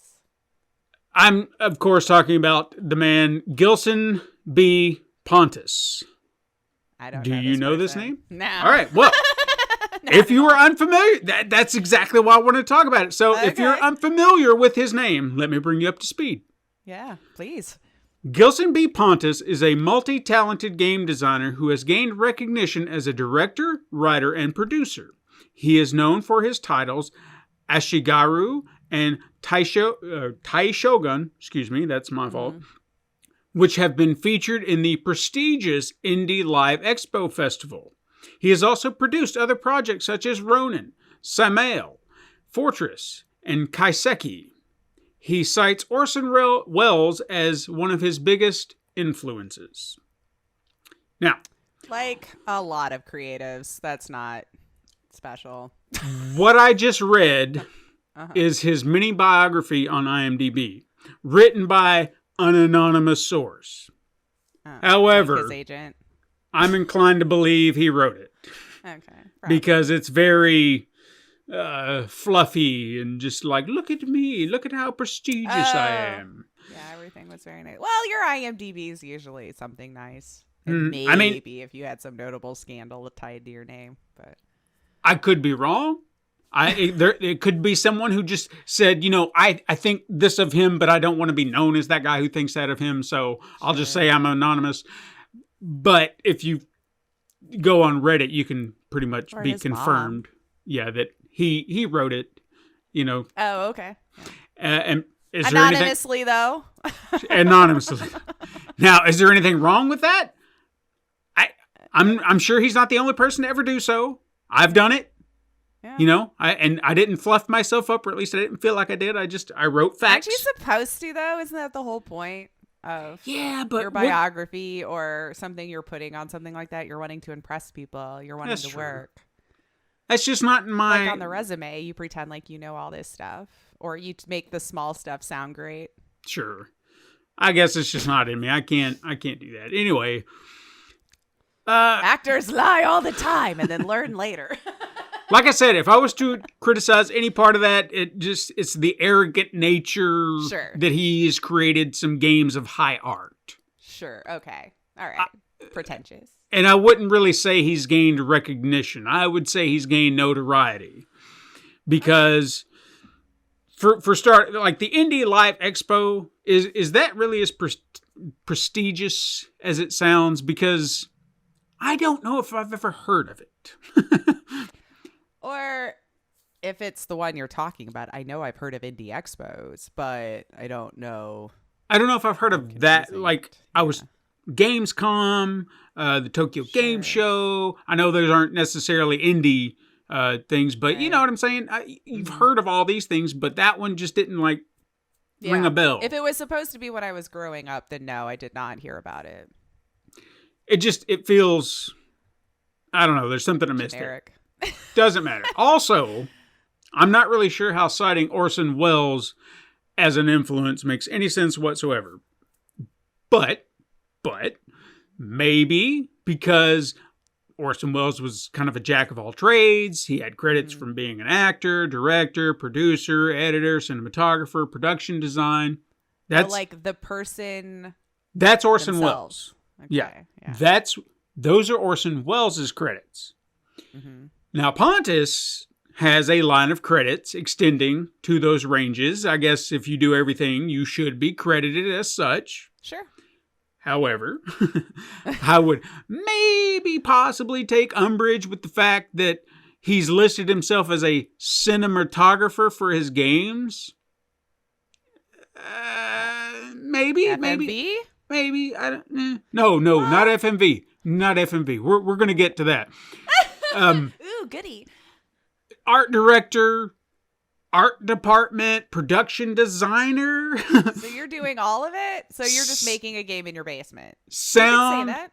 Animation department. I just, there's something about it just doesn't feel right for a video game. For what year? He's made games from 2017 up till now. Oh, well, maybe. Okay. Because, they're all pretty much like long movies these days, so maybe. Well, you're giving him too much credit. I am. I'm trying to be devil's advocate. Okay. Sorry. Now, as I'm criticizing, I'm saying this as someone who has done 100% of almost 99% of all my projects. Mm-hmm. So I understand getting credit where credit's due. However, I've never felt the need to credit myself for things that I've considered arbitrary. If I did something with sounds, I probably pulled them from somewhere, and I'm not going to credit myself as the sound department because I just found sounds and put them in there. Music. How do you get credit? I'm not crediting shit for music. I credit the people who made the music. Sure. Yeah. I don't know. That's not your ability to find the perfect music piece and put it there. Yeah. For me, it just seems again. Fluffing? Yeah, like you're trying to make yourself seem like you've just done something imaginable. Mm-hmm. For example, here's one of the bigger ones that just bugs me with his credits. If he's the only one making these games, then why is he credited as production manager? Because who is he managing? You're managing your own time, baby. Yeah, you're just managing yourself. Sometimes that's a full-time job. If he's the head of the sound department, then who's... Head of who? Head of who? Where are you heading? And did you actually go out and create the sound effects that we heard in the games? If you did... He credit himself as Foley, too? If you did, then okay. I'll take back my statements. Yeah, but sure. Of a lot of these sounds seem, pretty commonplace. Like a team atmosphere. Yeah, like you're just pulling them from various sources, crediting... You should have said the audio designer, not head audio designer. Right. The producer, not manager, producer, whatever it was. Well, going back to production designer and head of the art department, for whatever that's worth, did he create storyboard art for all of the games and then give it translate that into the genuine feel of his empty open worlds? Yeah. If he directed the entire game, then wouldn't he also be kind of art director within director, like it all in one? You are the director, right? You don't need to be credited as 3 different directors. It seems redundant. It does kind of seem silly. Just saying. And again, I personally do not credit myself for anything that I consider a minor part of an overall production. I just doesn't seem necessary to be like, look at my name one more time because I did this one thing. Even if it was so minuscule. You know how I feel about credits anyway. Yeah. I don't make up credits to credit myself for anything. Maybe I should, but it's just not who I am. Yeah. Like, for example, this show, the titles, character designs, technically I would be the overall head of the art department for this podcast. Uh-huh. And head editor and, I don't know. No, producer. Mm-hmm. I did co-writes. So yeah, you pretty much do all the things but the news. Right. I just sit here and make you laugh. But we're not saying anything negative. We're just pointing out little things. Yes. By comparison, could be quite long. Like, for example, I've designed all the icons for every episode. Mm-hmm. That being said, one could argue that I have only used assets from other people's work to create those designs, and therefore my work is not wholly original, and it's just derivative of someone else's. But you changed it enough to be within the laws. I don't know. Right?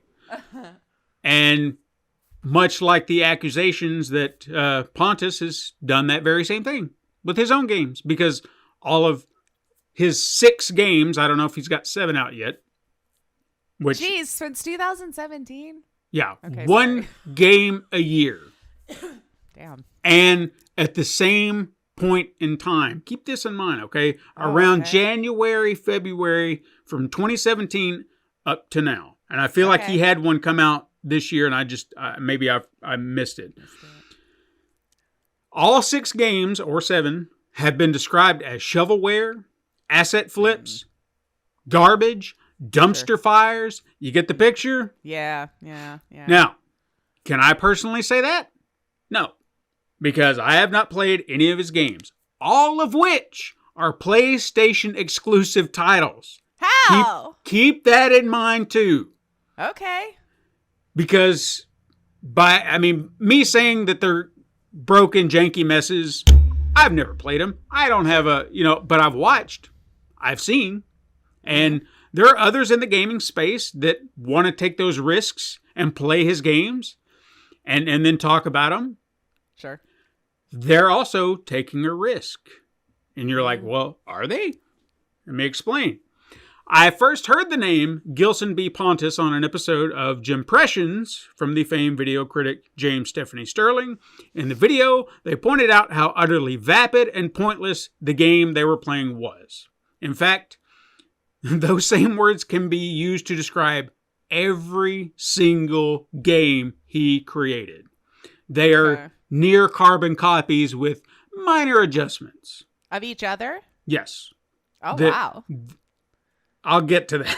Yeah. I don't want to get out of myself. Anyway, while Sterling was merely stating their opinion, the negative response didn't seem to go over well with what seemingly was Gilson B. Pontes. So much so that Pontes actually had those videos from Sterling's YouTube page removed, and he's even gotten, or even had them copyright stricken. Yes. So now, I'm wondering if some of this is starting to feel familiar now, but go ahead. Sterling has 2 copyright strikes on their channel, meaning one more, and that's it. They're gone. Completely shut down. So I don't know that would be the case for realsies, but well, yeah, but in theory, in theory. So to have these games stricken down because all it was negative feedback about your terrible game, it just seems a little thin-skinned, like someone just can't take the criticism. For sure. And look, Sterling's not the only one who's ripped this game to shreds. On IMDb alone, every game has a star ranking under 2.0. Every single one. Wow, I feel like it would have been 1 or less. Well, there seems to be a sympathetic or pathetic, depending on how you look at it, 10-star score dropped in there. Oh, is there? To, balance the scales. Sure. I mean, one person might have loved it. We don't know. Everybody's got to like something different. But who? I don't know. Who maybe? Come on. Yeah, him, his mom, his See dad, where I'm going. his Yeah. friend. Yeah. That's not to even mention the overwhelmingly negative reviews you can find on Metacritic. Oh, geez, Yet some of the games, such as Spear of Destiny, the Kaiseki, which I think was the very first game that he created, if that's what you want to call it, has an aggregate score of 6.8. That one actually being the highest, with the rest falling somewhere between 4 and 5, yet you don't actually see any positive reviews or even mixed reviews for that matter. Yet these scores, these scores still exist, and it doesn't make any sense. Someone's buying them, huh? Every review is like, this is garbage. And yet 6.8? I could see trolls going, this is terrible. 5 stars. Could be. Just and look, look, other humans. If the games did in fact have some substance, then perhaps I could understand Pontes' frustration with the negative reviews. Maybe they're just like, hey, you just don't understand my art. Right. But as I said, they all follow a very similar pattern and formula. Third-person open world, nothing but a barren wasteland to explore. You could have trees, a building, maybe some water that you can either walk on or swim, depending on which game you're in. Oh, okay. Few to no NPCs that you can not interact with, possibly kill, but they don't do anything. They're just there. Yeah. Sometimes a random animal will show up and it does nothing. It's just there. And eventually you will find yourself face to face with a random enemy encounter with the most likely result that you are going to die in one hit. Oh. And then restart this entire cycle all over again. Nope. So what is the point of this game? Infuriate the player. It's what it seems like. Yeah. Because, as Sterling put it, these games seem to be spawn, run, die, repeat. Every single one is the same formula over and over and over again, with adjustments to whatever the game narrative is, even though there is no game narrative. I was going to say, what's the story? But okay. And they even coined the term Gilson-like, which at this point feels fairly accurate. I mean, there's only one type of game like this, and it's these types of empty games. Whatever this is. Yeah, okay. And that's not even mentioning the egregiously arrogant opening credit sequences of every single game, showcasing his name at every turn. A game by Gilson B. Pontes, directed by Gilson B. Pontes, written by Gilson B. Pontes. Okay. As you have to sit through this opening credit of just, look at me. You could have just said, all me. Yes. Could have. A game by Gilson B. Pontes, done. Done. Yeah. You got it. Yep. I mean, like I said, I've got my limits. But, I'll give him credit for one thing. Mm-hmm. The games on the surface don't look that bad. It looks...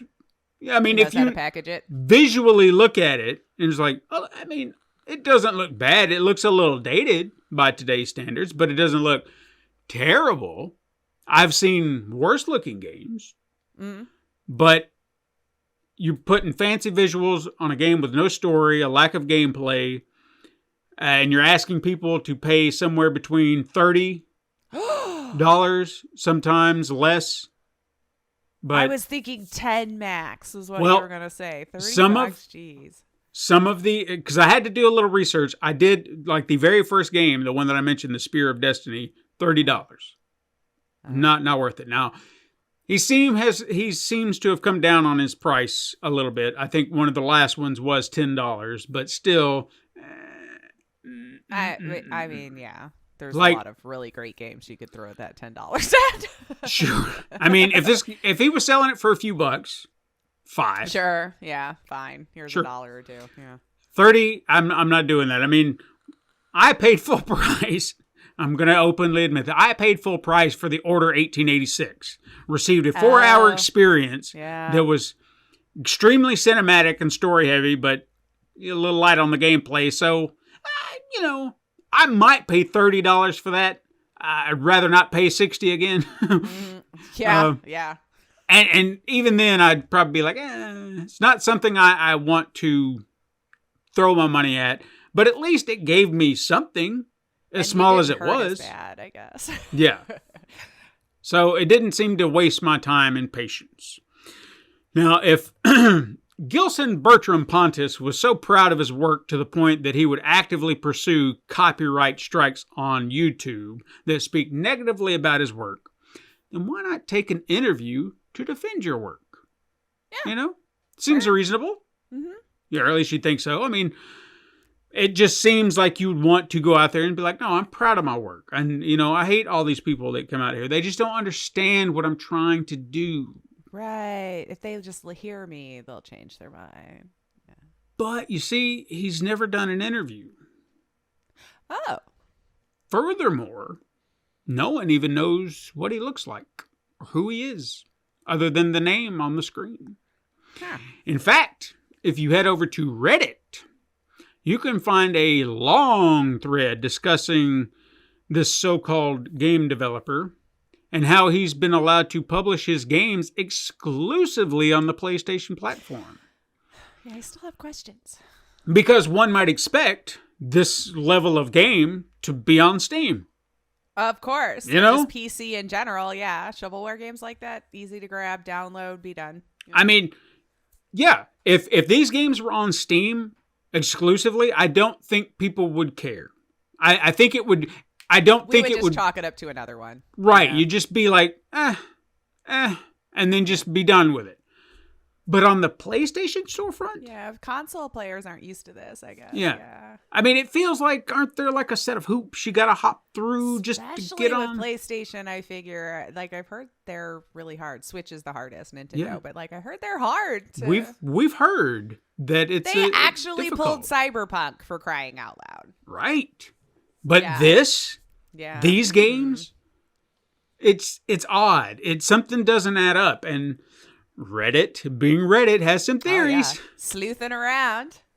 So, some have theorized that Gilson Barlow Pontes is the kid of a Sony executive who humors him with these flights of fancy. Maybe.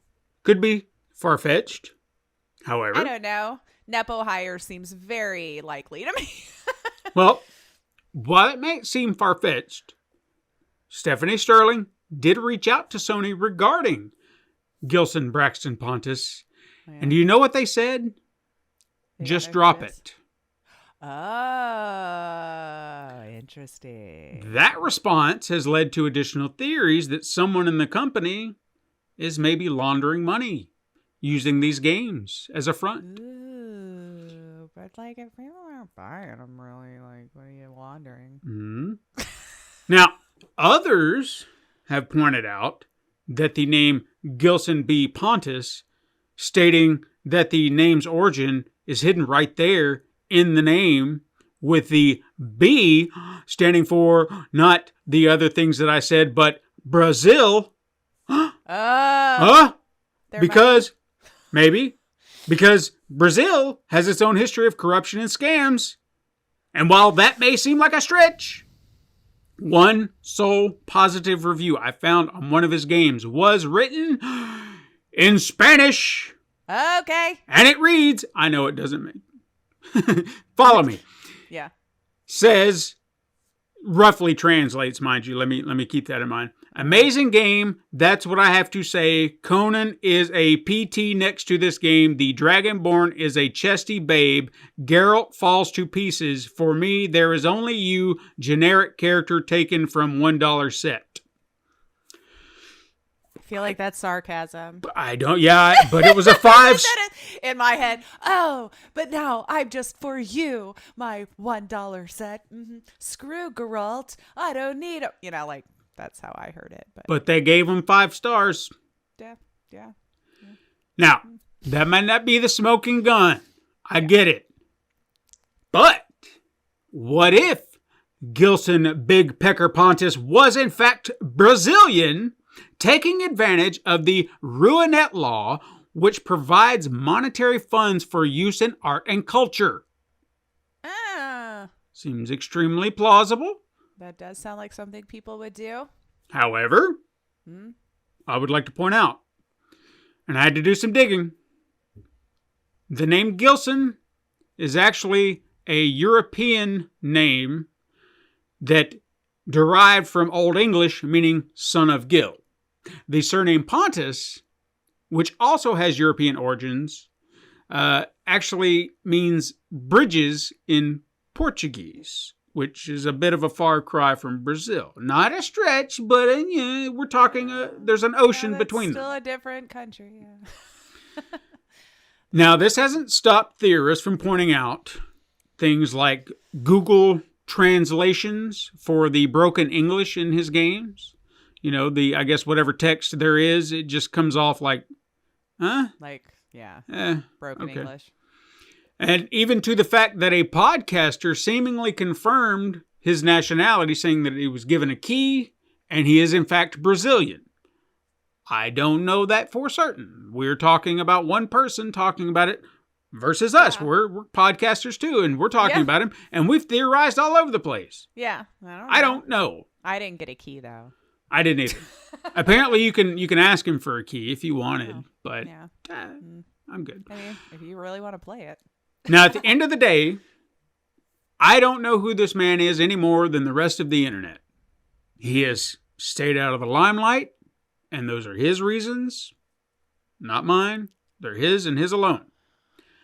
There may be no money laundering scam. There may be no secret dealings off in a back room with Sony executives because he's a kid of somebody. Maybe he's just an amateur game developer who somehow impressed somebody at Sony so much that they said, yeah, fuck it, we'll put his game on the storefront, why not? And then every game he comes out with since, sure. But I find that to be highly unlikely. Anyway, famous or infamous, his name is known throughout the gaming community, or at least it will be now. Yeah, the PlayStation gaming community, maybe. And considering his knack for long credit sequences featuring his name on every entry, I think he got what he wanted. So, you theorize what you know. If anybody out there knows anything, feel free. Yeah, interesting. Will this podcast be taken down? I don't know. I don't know. Gilbert, what's up? What's good, man? What's good? I feel like it has to be a Nepo thing. Come on. Why else would you have something so garbage on a PlayStation storefront? You know? Mm-hmm. And that's why they said drop it. They don't want to be known as, I don't know. That's the only one that makes enough sense in my head for PlayStation to put something like that on their storefront. Yeah. I was kind of on the fact that the response was drop it. Yeah. Come on. Because, laundering, fine, but like a $30, maybe $10 game that not a lot of people are buying, I don't know how much you're moving. I don't know how much you're cleaning. That one doesn't seem plausible. Now, maybe the dude who is like charging $1,900 or whatever crap for his game might be a money laundering scheme if anybody was actually buying it. But interesting. Yeah. I think I kind of remember that, and maybe I'm confusing it with someone else that got into a fight with Stephanie Sterling about the reviews they were leaving on their games. Because, it happens. I guess. Yeah, it happens. I guess that's our show. So hopefully everyone will be able to hear this. Yes. Oh, you think they'll pull it? We'll just be like, secrets. I don't know. We'll see. We didn't speak ill of any. I'm just stating facts. Yeah. Yeah. I don't know this person. I even said as much. I just know it's true. Yeah. I've seen gameplay, and it does not look like a game for me. And that's fair. If you want to throw money at it, go right ahead. I don't know. I'll have to look it up after this because now I'm morbidly curious how bad it looks. Please do. But you can hit us up sometime on Twitter if you can still find those tweets over at Super Mega Crash. Or go to Instagram to view the weekly icon art Steven puts his time and love into. You can send an email to supermegacrash@gmail.com and even support the show by liking and leaving reviews on your preferred podcast app and even going to patreon.com/pencil and paper productions. You want more than podcasting? Head on over to youtube.com/pencil and paper productions for more. Join our Discord. It might be the only way you get our links. Yeah. I have to put this on something secret so he doesn't come after it. Yes, I know, right? And then you can click on that link in the description down below. Thank you so much for listening. I'm Licia Finley. I'm Stephen White. And you can join us again next time, Super Mega Crash siblings. But until then, game on.